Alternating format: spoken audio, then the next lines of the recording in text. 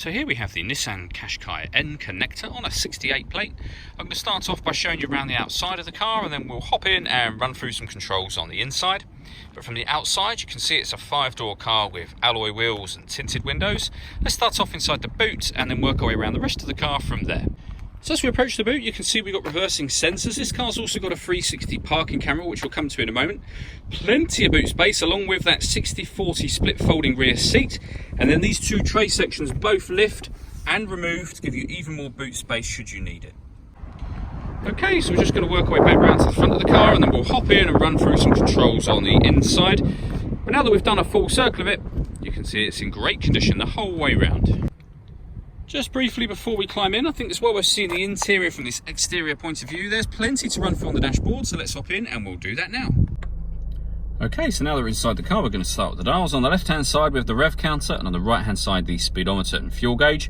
In the middle, you can see the total miles of this car, which are 8,382.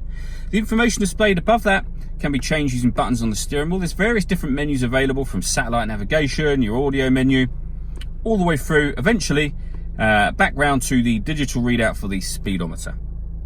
If we back out to the steering wheel, the buttons I was using just now are on the left there. We've also got stereo controls over that side, and then on the right hand side we've got cruise control and speed limiter, as well as the ability to answer and end phone calls, and we have voice activation for the phone. Hit that button, ask it to dial anyone in your contacts list, and it can do that for you without you having to take your phone from your bag or pocket.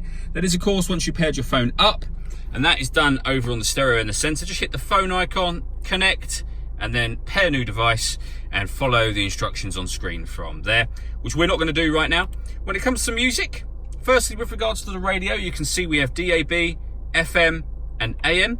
If you want to listen to your own music, you can do. You can do that via the CD player, the auxiliary and USB inputs, or you can stream your music wirelessly via Bluetooth audio.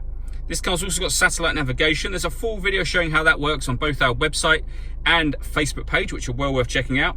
And on top of all of that, it has a 360 parking camera. So if I pop the car into reverse, you can see that we've got a bird's eye view image of the car parked in the space that it's in right now, and a reverse camera image on the right hand side. If I put it in neutral and press the camera button, we get a bird's eye view and a front facing camera. Press it again, we get a front facing camera still, and the front passenger side wheel. And with these lines, it helps you to line up into the space that you're trying to get into. It does make it very easy to park with this system.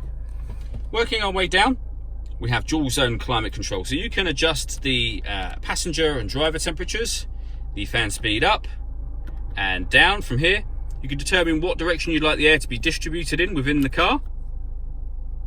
And then when you're happy with those settings, that button turns the air conditioning off in this case, or back on. Or you can hit auto, and the car will now maintain the temperatures you've asked for by taking full control of the fan speed for you. You can override that at any time you wish to by readjusting the fans accordingly.